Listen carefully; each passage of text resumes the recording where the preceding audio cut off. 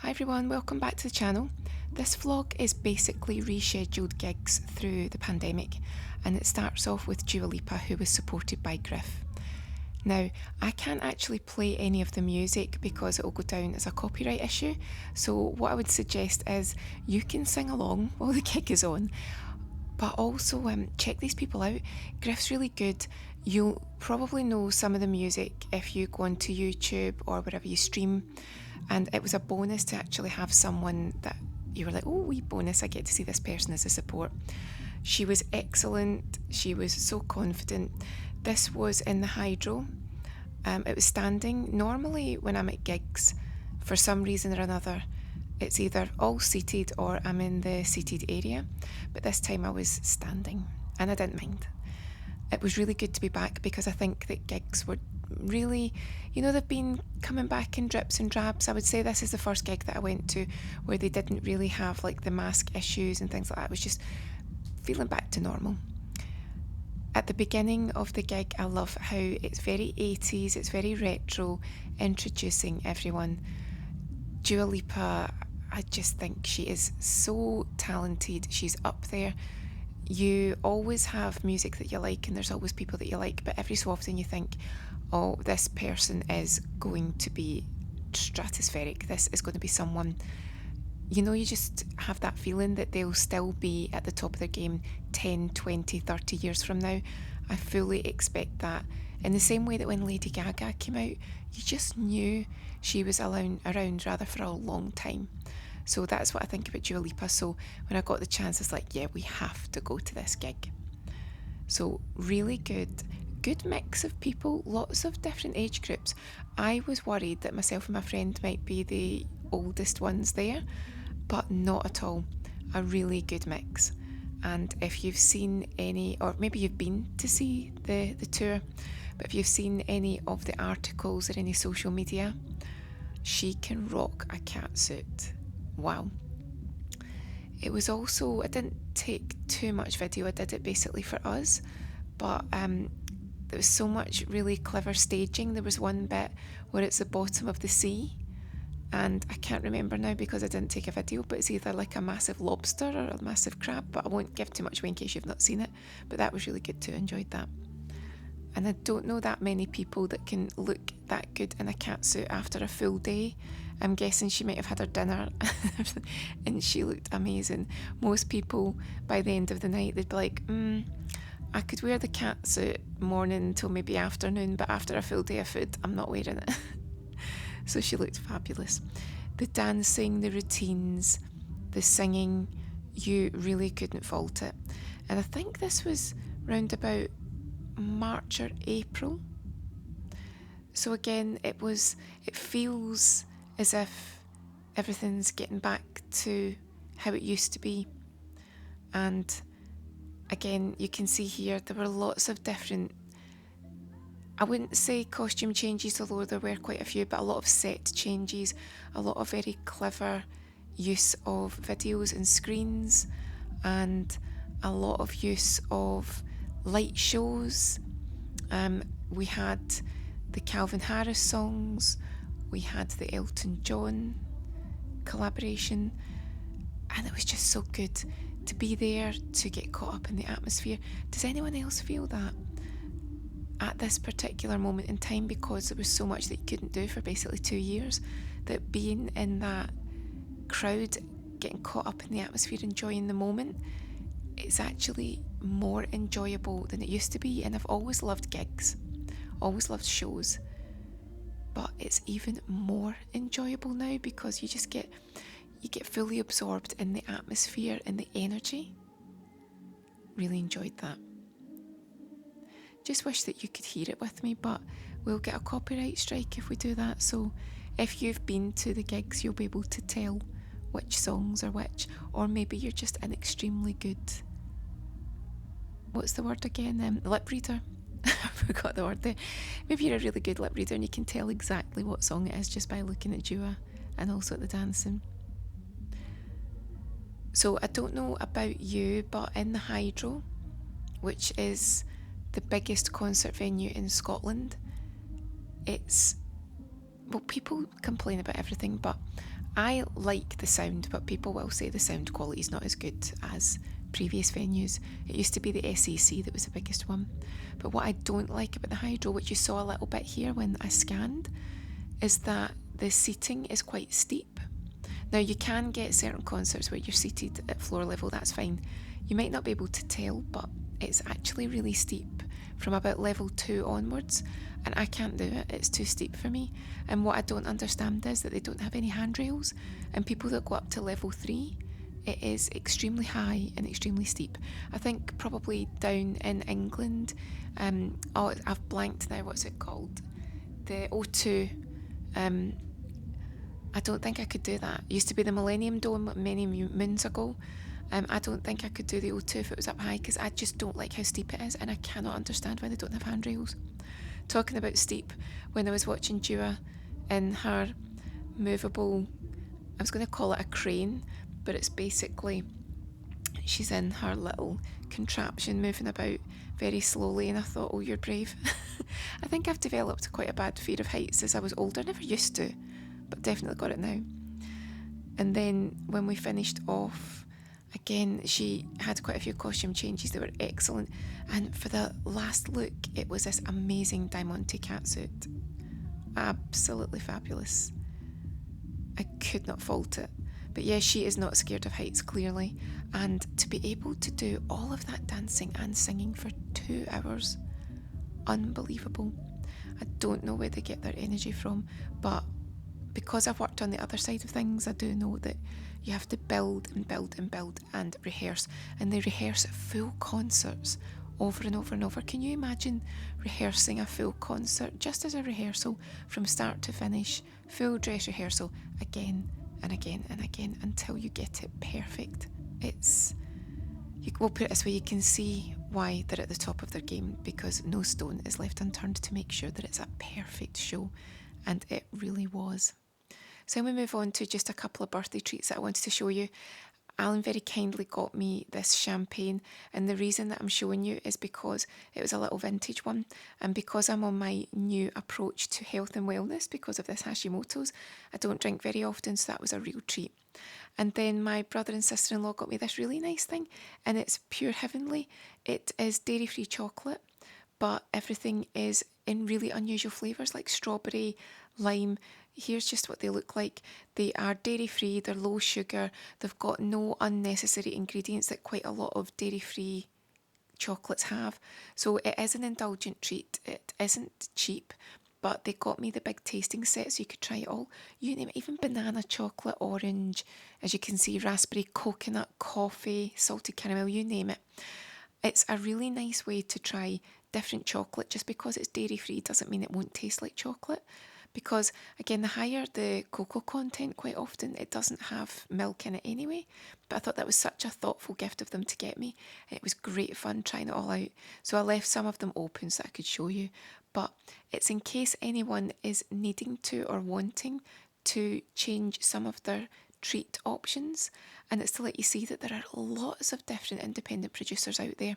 So dairy-free chocolate isn't something that's hard to find.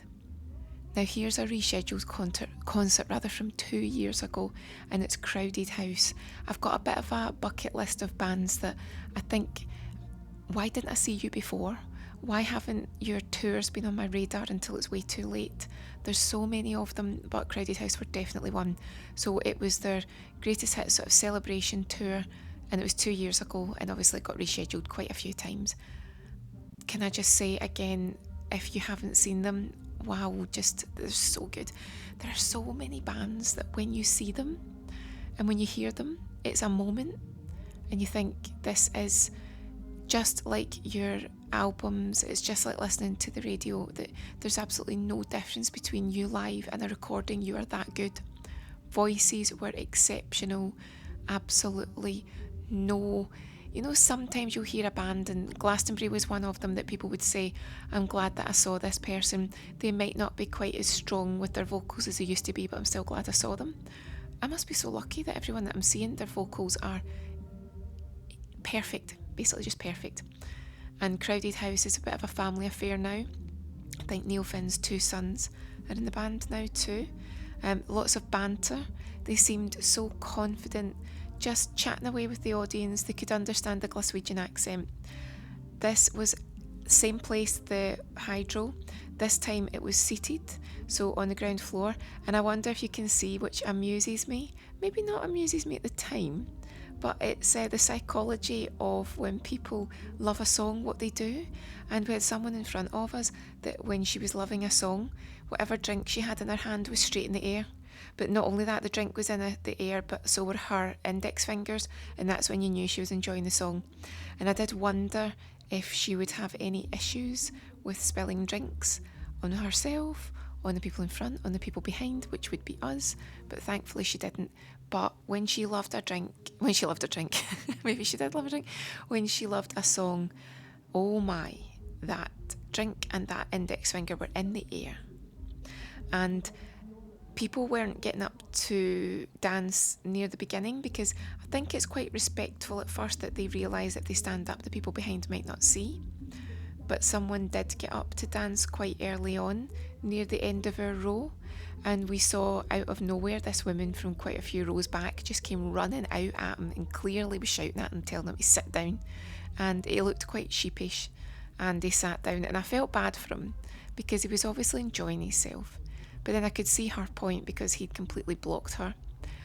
Concert etiquette is complicated. I'd love to know in the comments if you have got issues with concert etiquette too, because it's a real thing. There are so many people who just, there she goes, she's up, she's dancing, has she go? So she completely blocked it. So I had to stand up, and that was it. That was the end of that. But the reason I kept it going was to see if you could see that, yeah, there's the finger. She's loving that song. And she did that every time she loved a song. Sometimes there was a drink in the hand. Sometimes it was just the index finger in the air, letting you know she loved that song. But Crowded House are fabulous, and the good thing is too that they also sang some of the songs that people might not have been expecting. They sang songs, why have I blanked? Split Ends, that's it, the band they were in before Crowded House, Split Ends, they sang that. Quite a few of those songs too, so I love it when it's all the hits. And you do sometimes get bands that say we're not in the mood for playing that, or it's our choice what we play. You also get bands, they'll play a hit but they'll change how they play it, so they'll make it a different tempo, or they'll change the style, so you're still getting to hear it but it's not in its original format. I get that, but I think that most of the time what makes people really happy is when you stay true to the song and you just see how excited everyone is to be in the moment, singing along, just enjoying, again, back to what I said, back to the atmosphere.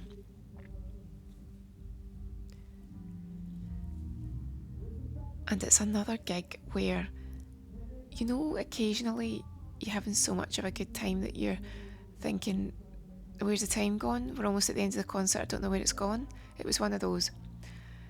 It's not that I get clock watching gigs at all, but there are some gigs where maybe you get a little run of songs that you either don't know, or sometimes it can be like quite a few gaps in it. Maybe it's more of a gig where it's all about the interpretation of the songs. Maybe it's a lot of costume changes.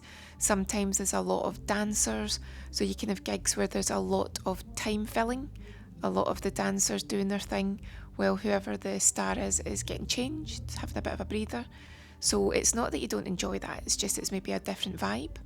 But these concerts were very much about the band enjoying their back catalogue, enjoying interacting with us. They even sang a song on the spot about, I think it was a security guard, and they just completely made it up on the spot, and they did about 3 verses and kept coming back to their made up chorus, and I thought that's good. They will probably be releasing that next year. The other thing that I do, tell me if you do this, whoever I'm with at the concert, if they don't know a song and I know it, and I know it's really popular, I'll say, do you know this song? And they'll probably say no, and I'll say, oh, you do? And they'll go, wait till you hear it. And then they'll hear a bit, and I'll, do you know it? No. And I'll go, wait to the chorus. And the chorus is on, do you know it? No. I'm like, no, you do. You do know it. And then sometimes I'm convinced, especially when it's Alan, I'll go, do you know it? Yes. And then I think he's just saying that to shut me up. You do know it, don't you? You do. No, you do. You do know it. You've heard it. You've said before you like it. So do you do that too? You're like, no, you do know it. No, I don't. No, you do. Just wait till you hear the middle bit. And then they're like, okay, I do know it. No, you don't. You're just saying that, aren't you? But yeah, Crowded House, I'm so pleased that I saw them. And again, it's that time of year. They were also on at Glastonbury, so they did Glasgow. I think they did a few concerts here before then, up and down the UK, did Glasgow, and then I noticed a couple of days later did Glastonbury, so watched them again at Glastonbury, and again, can't fault them, just an amazing group. Also, I was meant to see TLC a couple of days later. That's why they're all rescheduled concerts, but I adore QVC. Well, that too. TLC, I loved them in the 90s, just had their albums, had the video when it came out of the concert in the 90s. That was great. Every time that I'm supposed to see them here, they cancel, and it was 2 reschedules, and that's the 3rd time cancelled, but this time it was just a refund. So then I saw them at Glastonbury. I wasn't at Glastonbury, it was on TV. So there you go, I saw them at Glastonbury and I was like, right girls, explain this. Why are you doing Glastonbury but you can't pop up here and do your concert? I forgave them because I watched Glastonbury and I really enjoyed it, so I feel that was second best to them actually being here. But yes, every time I try to see them, they cancel. So thank you for doing Glastonbury. Could you please do one of your concerts up here that you're meant to do? Thank you very much. But other than that, I've been so lucky, because there's another vlog on the way, which again is a bit of travel, just again within Scotland, some travel to concerts that were either rescheduled or quite last minute when you think about it, and I'll show you them in the next vlog. What you saw there was a bit of the hydro outdoors at night. And then this was some, thanks to Joe Wicks, the body coach, I wanted to try the Chocolate Smith's chocolate. You could not get it for love nor money during the lockdown. It would go on sale and it would sell out within about 10 seconds.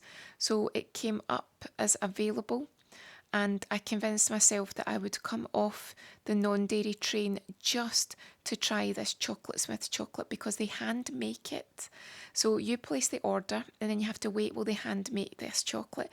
They basically load the chocolate with all these different ingredients. So I think this one, I might be wrong, this was the apple crumble, and it tastes, the caramel in the middle tastes like apple cinnamon. It is delicious. Put it this way, I would come off the chocolate train or the non-dairy train again for it. This is a special edition, the Geordie Heart. Again, I only tried a tiny bit because I don't take dairy now, but I thought, oh, screw this, it's my birthday, I don't care. And then it was so worth it, and I didn't have any ill effects. So this one had a big heart in the middle. I think it was a pure chocolate heart. And then it's handmade chocolate. I think they hand finish them too. Everything's handmade, so you have to wait patiently. And then this one again had lots of nice things in it. And the other one was brownie, that was lovely too. Now this was my technically first festival. It was Let's Rock. I was quite far away there, so I think this was 5-star. But as someone said in the comments on Facebook, it's actually 1-star because there's only one original member. And then someone else got into a fight because they thought that 1-star meant that you were saying they were only 1 star out of 5. They weren't very good. And there was a big fight on Facebook because somebody said, no, it wasn't 1-star because they're rubbish. It's 1-star because the other 4 weren't there. But 5-star were good. It was Let's Rock, which is a festival in a day. The person you can see in the DJ booth is Pat Sharp. If you know him from the UK, he's a very famous DJ since the 80s. He had a mullet in the 80s, which was iconic. He also did a children's show called Funhouse here, which was amazing. Everyone wanted to go on Funhouse. So we were in the VIP tent, but what that basically means is you pay extra to be entertained in the gaps between the bands when they set up for the bands. So you're basically paying extra to be entertained more. You also get a seat. And I guess the tent means that if it rains, you've got now can you see how Pat Sharp comes on and everybody starts running up to dance? So I found that quite entertaining because it was Let's Rock is mostly 80s, so a lot of people are dressed up in their 80s gear. I think that's why they get people like Pat. Scritti Politti were a highlight for me. I really love them. So when they were doing it, I was over the moon. But this lady shouted me to come to the front with her. So I'm actually at the front there. She had a drink in her, let's just say. And I wanted to hear the music and really enjoy it. She was lovely. But she kept asking me every 2 minutes if I wanted a cheesy ball because she had lots of snacks with her. And I kept politely declining.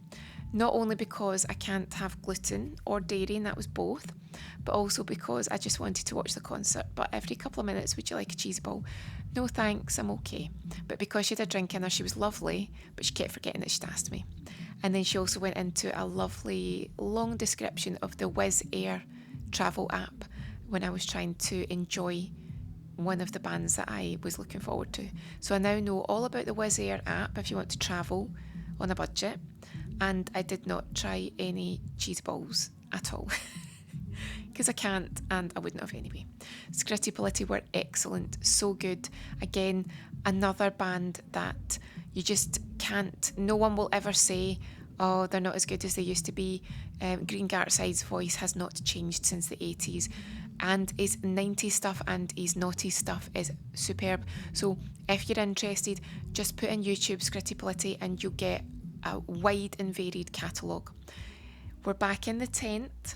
Nathan from Brother Beyond, there's another 80s. He was excellent, but he wasn't so much there in the guise of being from that band. He was actually the MC, the compere, keeping us all entertained. So you can see Nathan there keeping us entertained, and I thought you'd appreciate Freddie Mercury. And then there's myself and Pat Sharp, and then me and Alan too. It was really enjoyable. We're back to food. This was expensive, but I wanted to try it again. When it's your birthday, you're like, stuff it, I'm just going to get this and put it down as a birthday treat. It was so worth it. It is sourdough keto bread. They hand make it in, I think it's quite a small company, Keto Kitchen. It is handmade keto fudge, which again was lovely. I wanted to try that. Guess what? The wrapping's actually got seeds in it. So when you're finished, you plant the wrapper and apparently flowers will grow. So I have to do that. And then it was also keto donuts. So I'm saying healthy donuts. What I mean by that is they're not confectionery. See, it says this is not a donut, this is a keto nut. So they were designed, I think, originally for athletes and people that wanted to eat treats but couldn't come off the wagon for their training. So everything within it is actually keto. So it's not even like normal sugar, it's like coconut sugar. That is the keto sourdough. It is not cheap, but what I did was I portioned it up and I froze it so that when I wanted to try a bit, it was basically the best value I could get. And then to finish off, the day before my birthday, I actually had the opportunity, because I was emailed by someone at the BBC, would you like to come on Sounds of the 80s? It's a Duran Duran special because Rio was 40. Would you like to be one of the callers that asks Simon Le Bon a question live on air?